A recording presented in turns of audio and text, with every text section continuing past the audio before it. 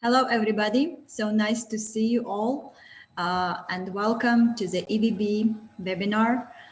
Today we are going to have a very nice panel discussion, and I welcome our speakers today.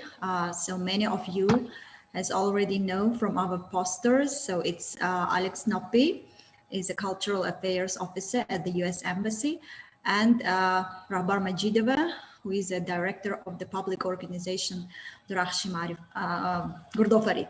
So welcome everybody. And today we'll be having this panel discussion and it's linked with the recent call for proposals of the English Without Borders network. And I welcome everyone to actively participate in the discussion and ask questions to our panel speakers at the end of today's webinar. So you can use the chat box as well as all those followers who are following us on Facebook. You can also use your comments, and we'll pass them over to our speakers today.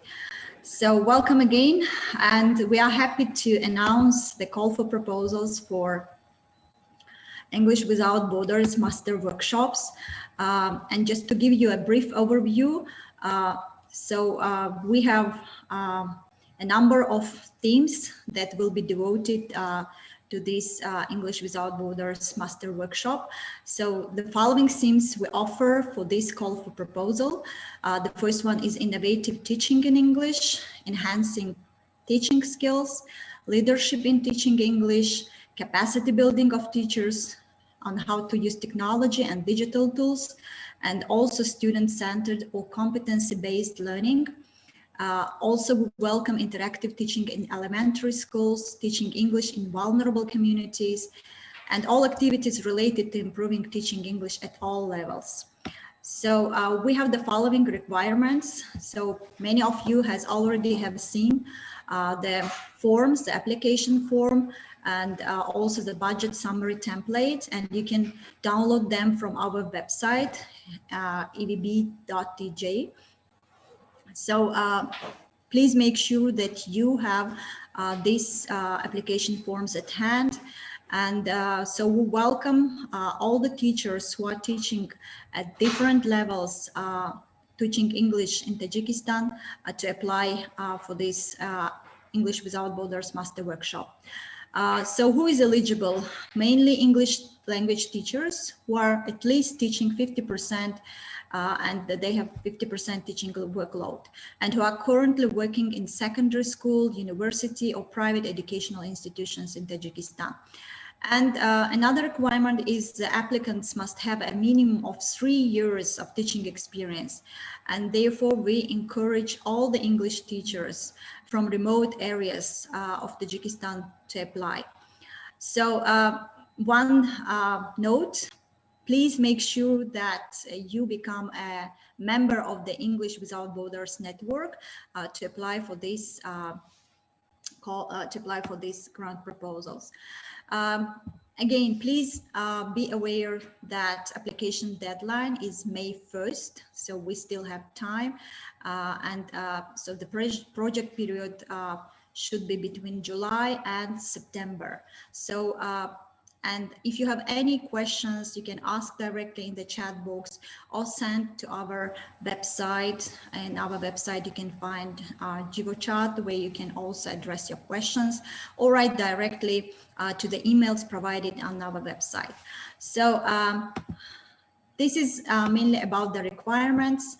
And we also have 2 application forms. The first one is a narrative template, and the second one is a budget template. So let me give you an overview of these 2 forms, and then we'll start our discussion with our panel speakers.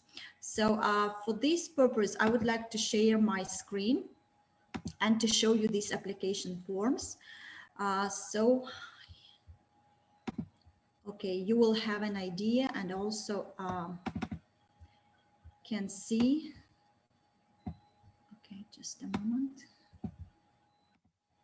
Okay, so here is the application form. As you can see, it starts with the general information.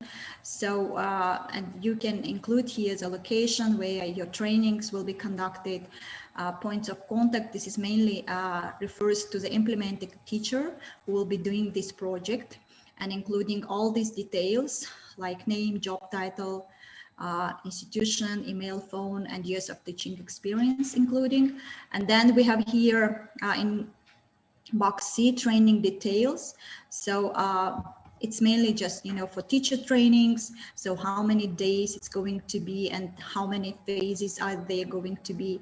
So how many hours. So all this information are necessary to include here. Then what to pay attention to is the problem statement. So the applicants need to briefly describe the problems that they are trying to solve with the proposed training workshops. And there we have training description, where you can just include and describe the topics, the content and activities of the trainings, as well as you can include here your plan of activities and workshop agenda. So then the next page is about information, is about trainer qualification. So you need to explain your qualification and expertise on the subject of the proposed workshop. So please include workshops and training sessions, courses that you have participated or you have taken on this subject. And then you also need to include the audience demographics. So for whom you are going to provide these trainings, including home institutions, teaching experience, levels they teach, and also language proficiency.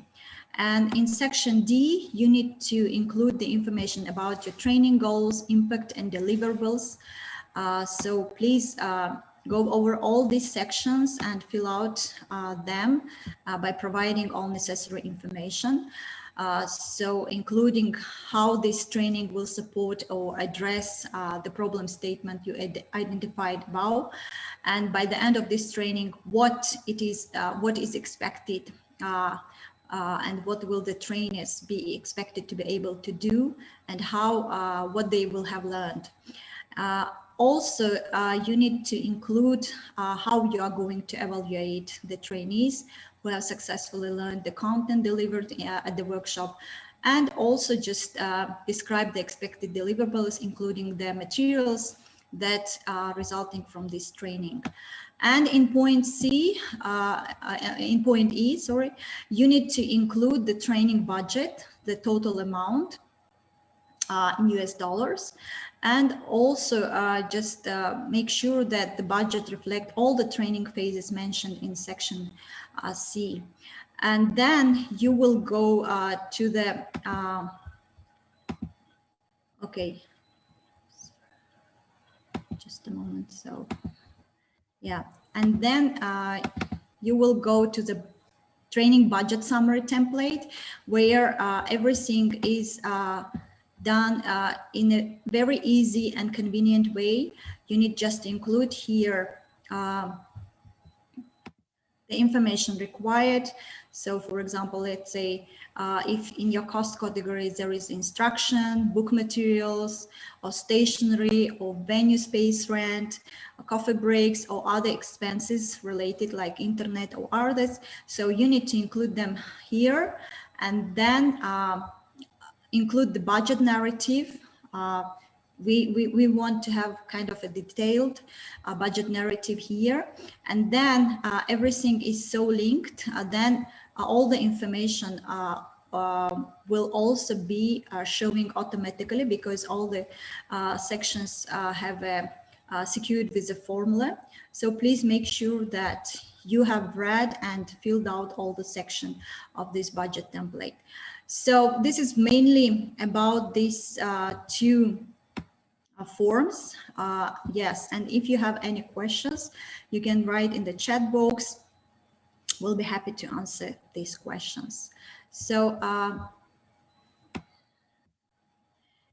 thank you very much. And now I would like to give the floor to Alex Noffi, who will be just sharing some tips for successful writing of grant proposals. Thanks, Nasiba.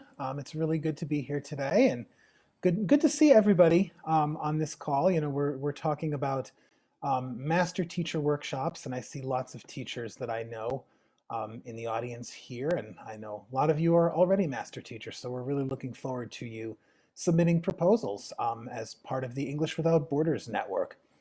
So I just wanted to go over today a couple kind of tips and tricks for filling out good proposals and designing good projects that will help you be successful. So I'm going to share my screen as well. I have a very short presentation that I will talk about a couple suggestions for designing your proposals. The first thing I just want you to think about as you start planning what kind of teaching project might I submit a grant for, is ask yourself, why is this project important? Is it important to my community? Is it important to my school or my university? Is it important to my students? And that's going to tell you how to write your project. It's usually a lot better if you start with the why question rather than the what question, if that makes sense.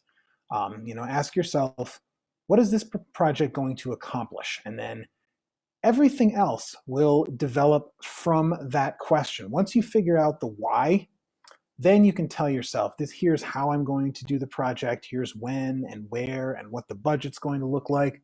But it all should start with the why. So just a couple tips for you. What we're looking for with this project is creative proposals.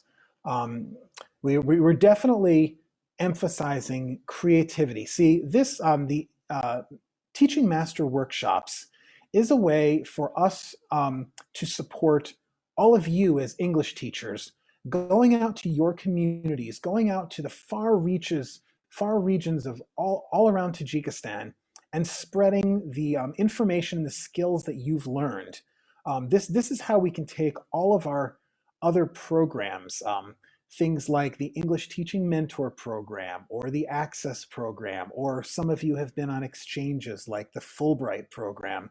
That's how we can take that information and those skills and spread them to a much wider audience, to more of Tajikistan's 5,000 English teachers, and then from there to the 3 million or so English language students across Tajikistan.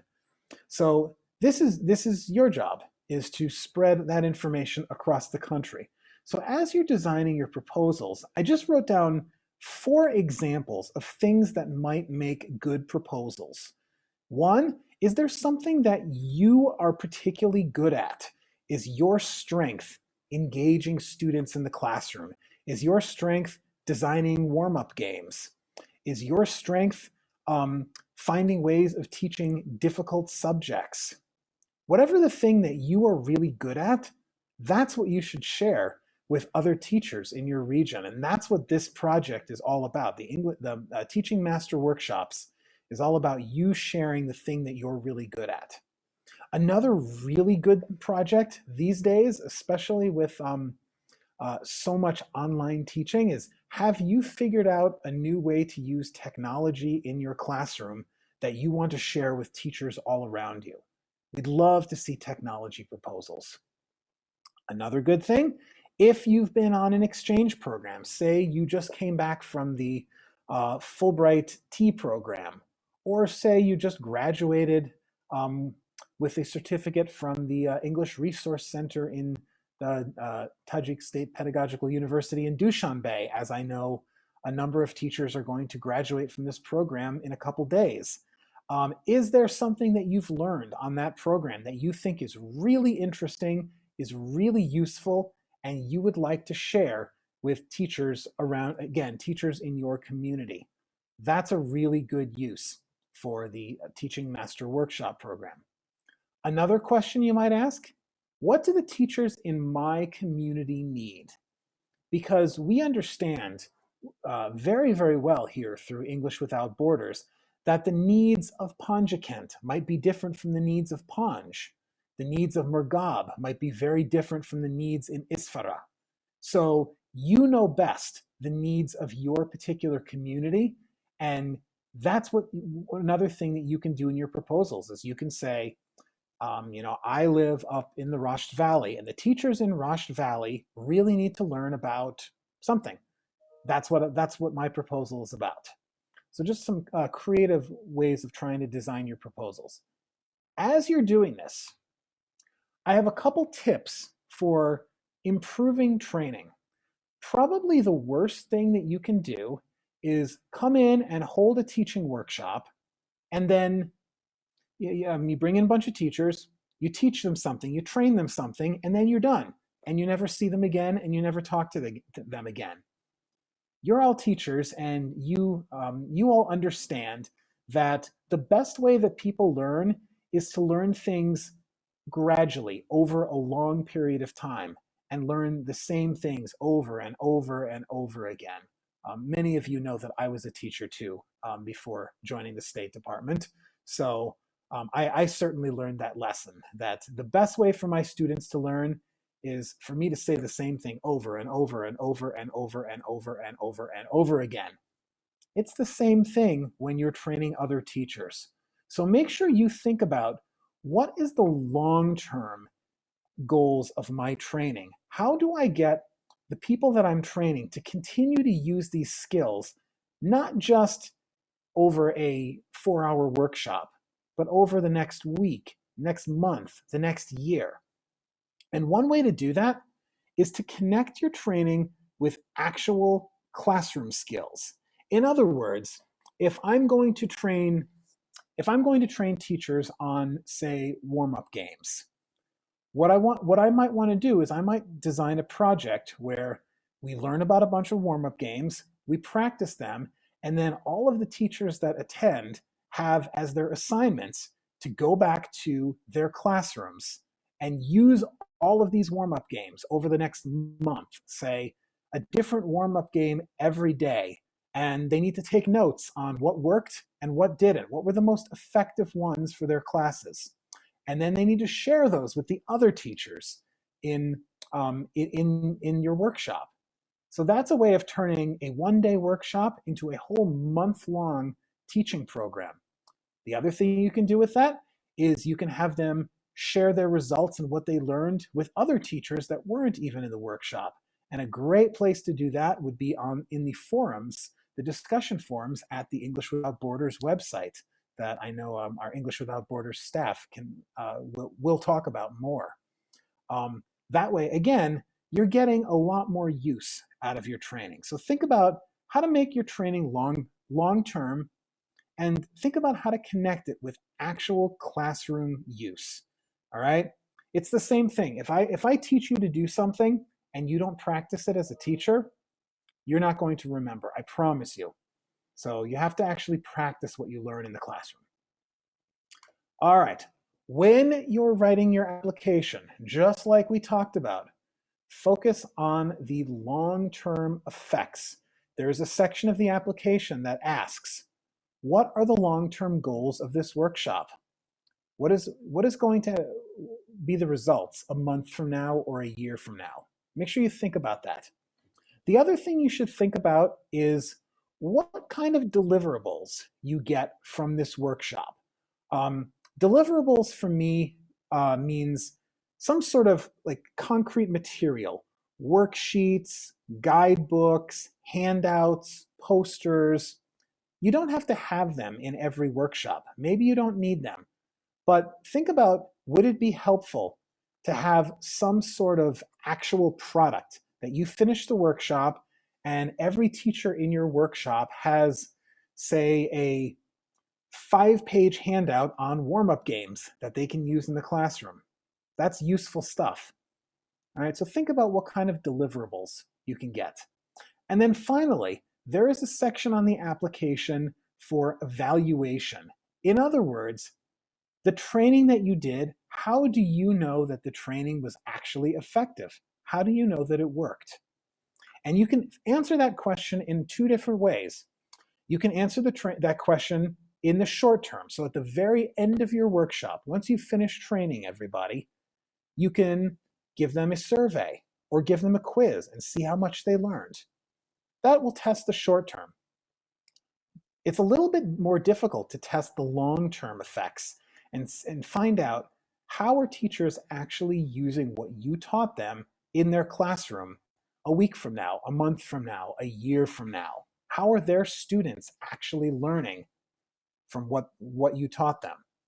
And if you can think about in your application, how are you going to evaluate whether your training was actually effective, whether it actually made a difference in the classroom? So something to think about. Think about how you're going to test that in the long term. One way might be just what we talked about before, is have all of the participants in your training workshop do assignments in their classrooms and then report back in the results to the whole group over a long period of time or over some period of time. That's a really good way to see how effective your training was. All right, my last slide. Just want to talk very quickly about, about budget. So these are small budget workshops, right? The idea is we would like to do a lot of them, many, many different workshops across all the regions of Tajikistan. So think very creatively about your budget. How can you get the most efficiency, the most bang for your buck? Hopefully everybody knows that term, bang for your buck, the most, the biggest results out of the little bit of money that we have to fund these. Remember that if you are the one that's doing the training, that you're conducting the workshop, you can take an honorarium for yourself. That is part of what this program is about, is you are experienced, trained master teachers. So if you're going out and doing workshops for other teachers, you're working. You deserve to get paid for your work. So it is absolutely okay for you to take an honorarium, and there's instructions on the budget sheet about how much that can be. For the rest of it, think about, especially things like these deliverable materials. If you're going to, create worksheets or posters or handbooks or online programs, those are really good uses for funding. If you absolutely need to provide food and coffee and things for workshops, go ahead and do that. But we do not want to see proposals that the entire budget is just for a coffee break. All right, we're here supporting teaching, and just remember that these projects are for teaching first. So most of your budget should be in support of teaching activities. And if you have any questions, we'll, again, we can answer questions too.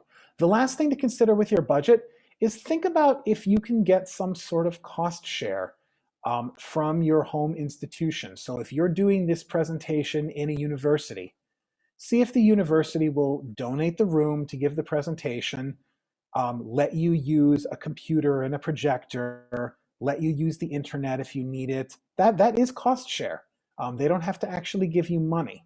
They can just give you materials or space, things like that.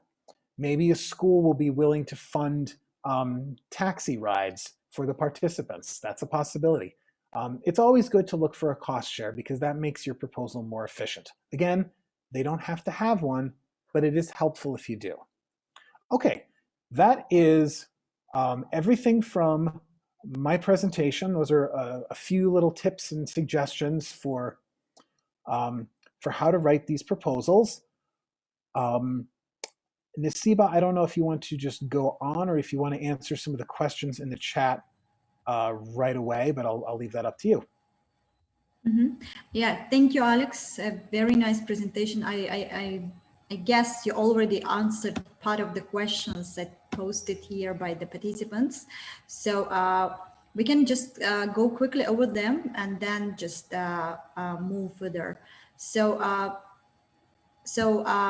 as Alex already mentioned, there is a question, what to include in the instruction part of the budget. So Alex already mentioned that this is mainly, yes, the teaching part of that should be included in the instruction of the budget. And the next one, can 2 or more people be project implementers? So Alex, could you respond to that? Because this is something that the audience really want to hear from you. Sure. So I would recommend, yes, you're welcome to work in a team on these projects, but designate one person as the lead, as the project lead. One person should be the main point of contact. But yeah, you're absolutely welcome to work in teams. Just keep in mind that if you work in a team, the total amount for each project still will be $500 or less. Yes, thank you, Alex. Another question, can we apply through private early childhood development center where is the staff alumni of the US program? Yeah, as I mentioned at the beginning of the, of the call, there was the kind of eligibility criteria that those who are also applying from the private educational institutions, yes, they are eligible to apply for this grant proposal. So next one, can we invite other trainers from different regions as speakers? And can we include transportation, lodging fees, and salary for the trainers? Alex, could you please respond to that? Sure, yes, yes, you can do that. Again, keep in mind that, we want to be efficient with these small grant projects. So you certainly can. $500 is not going to provide a lot of transportation and lodging. And remember that really what this particular grant is for, this is different from just about any other U.S. Embassy grant, because those of you that are very familiar with embassy grants know that you as a grantee can't take salary from the grant. You're not, those of you that do alumni grants, you can't pay yourself as an alumni grant. This is a totally different project. So remember, the Teaching Master Workshop project actually could be for you to write a proposal, for you to go out and deliver teaching yourself, which means you can collect salary on it. So I would anticipate the majority of these projects will actually be from teachers who are going to deliver the workshops themselves. Yes, you can invite other trainers. That's totally fine too, and you can just put do the logistics of the workshop. That's also a good way to use this. But please remember that this is a different kind of project than we normally offer, and so you actually can run it yourself and take a small salary from it. That's a great question. Thank you, Alex. So another question, how many project proposals will be chosen? We don't know the answer to that yet. It depends on how many we receive, what are their budgets, and how much money we've got put aside for these proposals. What I can tell you is we will try to fund as many of them as we possibly can. We are also certainly looking for a diversity in supporting different regions of Tajikistan, supporting projects that happen in secondary schools and primary schools and universities and private educational institutions. We are looking for to support a diverse group of proposals. So we'll fund as many of them as we can until the funding runs out. But it all depends on how many actually get submitted. Yeah, that's right. Thank you, Alex. So we have another question. So it's not visible to all, but the person has sent directly. So dear Alex, can Access alumni also apply for this grant to improve English class at our school? It's from Ubaida Zahra. Yeah, that's her name. Okay. So if you meet the criteria as an English teacher, you can apply for these projects. If you're a student right now, we would suggest that you wait until you graduate and become an English teacher for these projects. And there are other projects that you can do as Access alumni.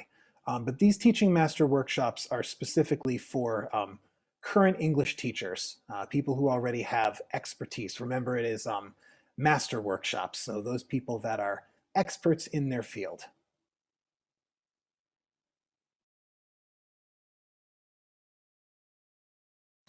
Okay, thank you. So we have another question. I guess the budget can be 5,000 plus 5,000 US dollars plus cost share from organization or in-kind contribution. Just a small correction, 500, because we already mentioned $500. This is a total budget for one project proposal. Also, we have another question from Toirzoda Sadi, who is asking from Facebook. Hi, Alex, as far as I know, the total budget is 500. Can we buy any utilities from this budget? I'm not sure I entirely understood the question. So utilities, so maybe, you know. Utilities. Yes. I feel like internet and things. I guess so, yeah. Yeah, the only utility that I can really imagine you would use in this kind of proposal would be internet. And yes, if you need to provide internet as part of this proposal, then yes, go ahead and do that. Because these are small grants, we're very small grants. We're not really using these to fund office expenses and things like that. So you're not going to be paying for electricity or things like that for your office. These are really a small grant for a very specific teaching workshop. But yes, if you need to fund internet out of it, internet could be a cost. Yes, thank you, Alex. So yeah, and we already just mentioned in the budget template that also you can include internet there. So another question is when we can start our project once it is approved. So at the very beginning in the eligibility criteria, we already mentioned that the deadline for application is May 1st, and the project period varies between July, including September. So July, August, September, you can, yes, you can implement your project. Okay, so another question we have from Facebook participants. Hi, Alex, how many days should the training be in a week? It's totally up to you. This is your project and your proposal. So you decide what you'd like. It just depends on what project you're doing.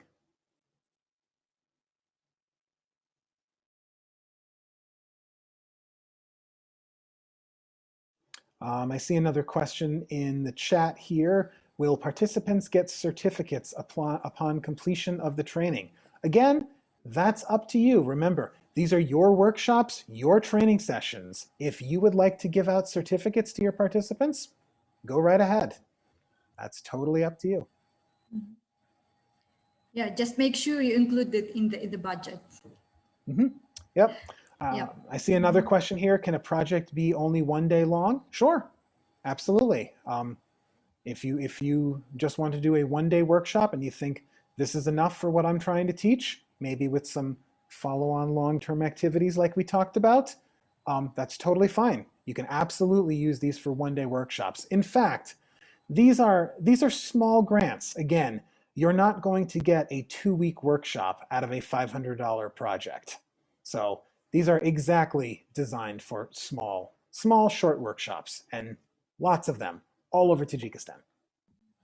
Yeah, thank you very much, Alex. So for very comprehensive discussion and also answering those questions. So I believe that you know, the participants got all the necessary information. Thank you very much. And dear participants, now we are giving the floor to our next panel speaker, Rahbar Majidova. And she will be also just sharing her tips. So Rahbar, please join. Welcome. Hello, dear participants. I'm really glad to be a part of this online workshop. Actually, I was invited to talk about how to tips about writing great proposals. But Alex already told about everything very clear and very explanative.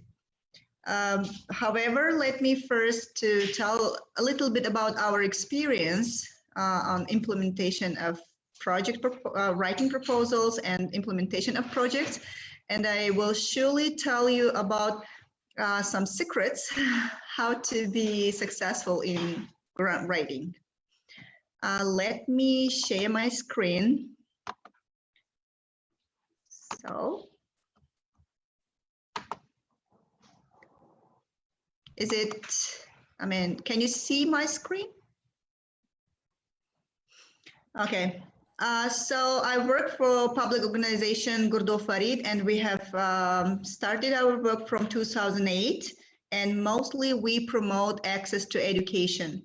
So we work very hard to promote, to teach English and promote access to education. Also, we have 5 education centers where we teach more than 800 students. They are located in Khujan, Gulistan, Buston, and Khistevars. And we implement different kind of projects. And the recent one was from US Embassy alumni project, EduLite. So it is Education Light, shortened for EduLite. It was on media and information literacy for youth, where we taught to 30 young people from Babajan Gafurov region how to be media educated, media literate. And then they are now implementing their own small social projects. Some of them are really great bloggers now, and we are proud. So the result is good. Another project is BRICA project. It is media and information literacy for youth. It is supported by Eurasian Commission, and we promote, developed the platform Clever, which has educational games on media literacy. Another project supported by US Embassy was I Want to Be Educated, and the goal of the project was to getting back girls to schools.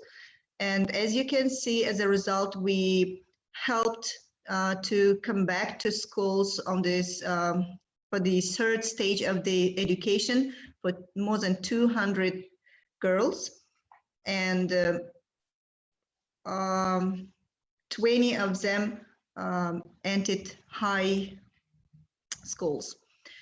So we also work on leadership in Gurdo Farid, where we help youth to be leaders, develop themselves, and create, help their communities. We also have summer camps. This also can be a part of Access Micro Scholarship Program, and also we organize our own summer camps where we teach English, where we have fun, and also develop leadership of youth. So English Access Micro Scholarship Program is really a big and interesting project, where we started this project in 2015, and constantly having this project. More than 122 students graduated from this program, and many of them through exchange programs went to Russian universities, to US universities, so foreign universities. And many of them are applying to alumni grants. Another project was, I'm also a community member, where we supported people with disabilities. We taught them English, computer sciences, and US Embassy provided with iPads, tablets. Each of the participants received a tablet. It was in 2018, and I'm really proud of this project because all of the members who you can see in the picture, they found a job, entered universities, and 2 of them, Munirjon and this girl, they are realizing their social projects with UNICEF organization. Next is English for Journalists program, which is supported by US Embassy, and we run this project from 2018 till now. On April 1st, we started a new cycle of this program. More than 100 journalists already graduated from this project, and 5 of them have been through exchange programs to the United States, to Malaysia, to China. And now 42 new journalists in 3 levels, they are having their English classes. And now we come back to the main themes, that how to write project proposals. So I usually follow 3 very strict principles. They are to be short, to be clear, and be specific. So these 3 tips really help me in grant writing, in the development of proposals. And the first step, usually we define the problem. So as Alex said already, what do you want to do? What is the problem? How do you want to solve this problem? Or how do you want to change things? What's the problem your project is trying to address? This exact call for proposals. You can do workshops, trainings, open lessons or demo lessons for others. I guess there is also a possibility if a teacher wants to conduct open lesson, and other teachers could be participants in order to see how lessons or interactive methodology-based lessons conducted. And step number 2, present your solution. So you have to create a plan, step-by-step plan. So what is your first action? What is your second action? And what you will reach at the end. For example, if you want to conduct a workshop, please prepare your module. So what is your lesson plan? So model of the training or of the workshop. Who will be participants? Why do you want to choose this exact audience? How long it will be? Will it be 1-day training or 3 days? Will it be 1 hour training or the whole day training? And what problem or what theme will your workshop touch? Then define your deliverables and success criteria. So from how many parts will be your trainings? For example, we created, we had similar project.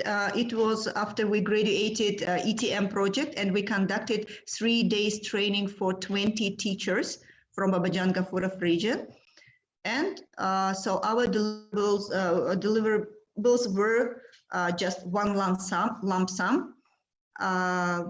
We created our plan, created our modules, prepared handouts, invited teachers. So the selection for criteria for selection of the participants was to conduct further trainings for their peers, for other teachers.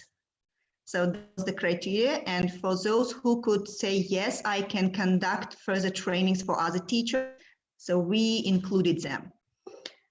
After we prepared a place location where we'll conduct the training, and then invited all the teachers.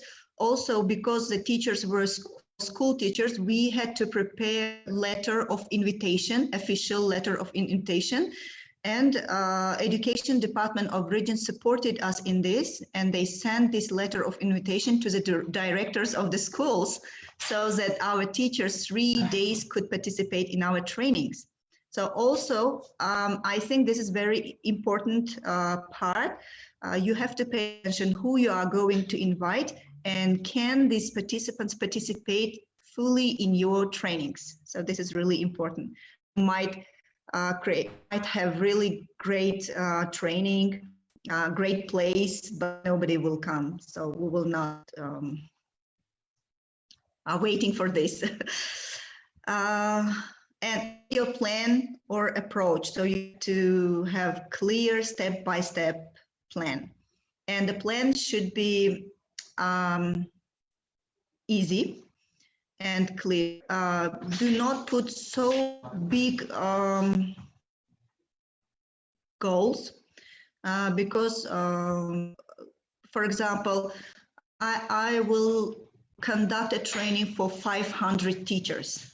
So it is not possible to for 500 teachers at a time, and the training will not be really successful because the audience should include at least 10 and maximum 20, I think, in one classroom. Otherwise, the training will not be effective. And $500 I think is enough. I mean, I'm telling this from my own experience. When we conduct trainings, our budget usually for 20 teachers in 2 or 3 days training, the same amount. So $500 is enough to conduct trainings for 20 teachers from 1 to 3 days. So this is like this. So you can cover the transportation for local teachers. Do not invite teachers from another region because that is very expensive. And please, you can create location, I mean, choose the location which is really close to you. So participants can easily get there. The teachers or trainers be from US alumni programs because they will work free of charge for you. So you can save a budget.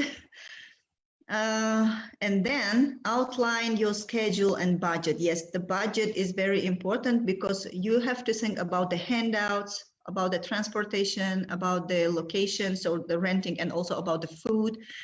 And food cannot be all of your budget. Of course, it has the percentage.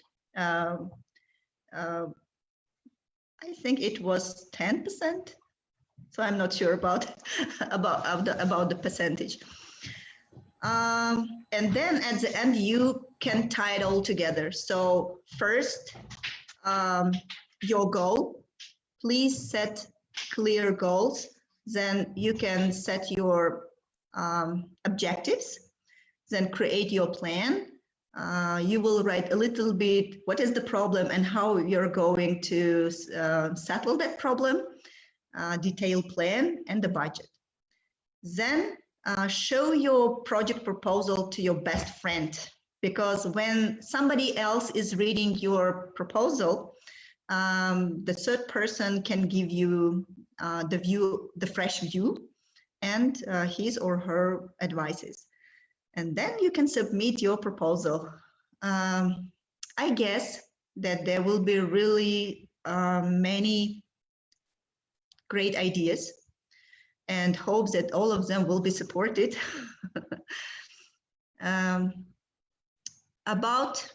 So the last point I want to tell you is please think first about who you are going to support. Every support will be valuable because teachers, they have very low salary. They don't have enough handouts to use in their classes. And if you, according your project, will provide with handouts, with some additional books, and the teachers will carry back from your training something valuable they can touch and use in their classes, will be really great. And these teachers will come back to you again and again, and they can share with the gain knowledge to their students. And our students can be successful. These are our children. So what else we can wish for our proposal? Wish you success. If you have a question, I'm here. Thank you. Yep. Thank you very much, Rahbar, for a very interesting just tips you shared, and also just giving an overview of the projects you have been you have implemented and you are implementing currently. So thank you very much. Yeah, dear participants, please ask your questions. Rahbar is here, and she will be very willing to answer your questions. So please do ask your questions. As I want just to give some clarification, yes, according to the requirement, so 10% of the budget should be allocated to the coffee break, not more than that. And of course, just as Rahbar mentioned, we welcome that. The purpose of this call is teacher training. So it means just, all the teachers who will be participating in your trainings, in your workshop trainings, they should have teaching materials, because this is something that they will be using in their classes afterwards, and they will be sharing with their colleagues. So please also include these sharing handouts and teaching materials during your workshop training. So thank you very much. So please, if you have any questions, ask your questions.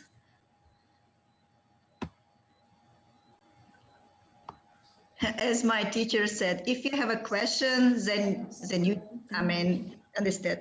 If you don't have a question, then you understand nothing. So yeah. I hope you understood something. Yes. So we have a question from Tojidin Haitov. He's asking, so is there any chance for group grant proposal? Because as we mentioned already, so the grant proposal budget is $500 and a group of 3 teachers from a school apply together, but their budget is more than $1,000. So I guess just Alex can respond to this question.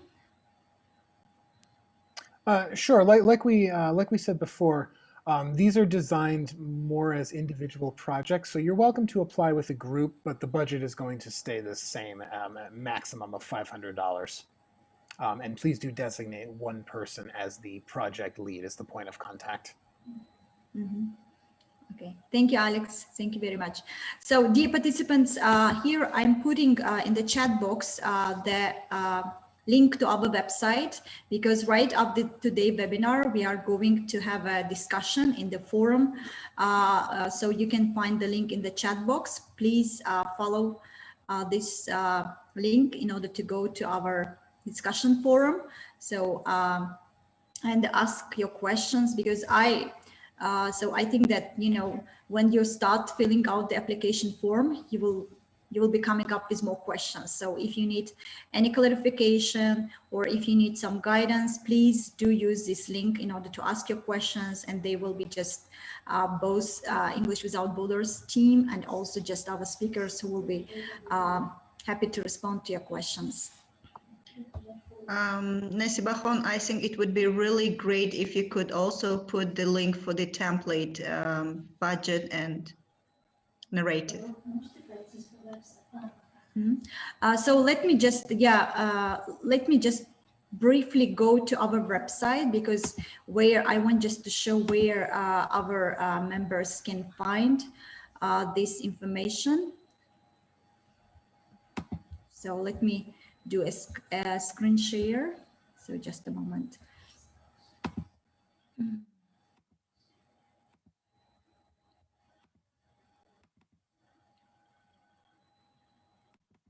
Okay, so here is our website. If you go to the professional development and click on the call for proposals, you can find here all the information about the eligibility criteria, about the themes which you can cover while drafting your project proposal. And here you can find the download templates. So you can click on them and you can download them. So, and also if you just go back and if you have any questions, you can go to the forum discussion here. You can click on that. And then, yes, we have just the rules and regulations. So you need to read all of them and accept the rules. And then you'll be going to the forum. So here you can find, the right Here we have tips for grant proposals. And then right after this webinar, you can ask your questions here. Please make sure that you already is our member. If you're not, you can just go up and you can find here, join English Without Borders. And then we have here register. So you can click either one of them, you'll be just going. And then next time when you will be just going over again, you can go to login. And here, once you register, you will be able to post your questions, and then the discussion will start, and we'll be happy to respond to your questions. So hope it is helpful to everybody. So dear participants, yes, of course, right after this presentation, we'll be sharing the PowerPoint, which our speakers today shared generously with us. So we'll be posting them on our website also, so you can download them. Of course, yes, if you have any questions, please, you can ask them. You can ask us. So thank you very much. If you have any more comments or questions, happy to respond.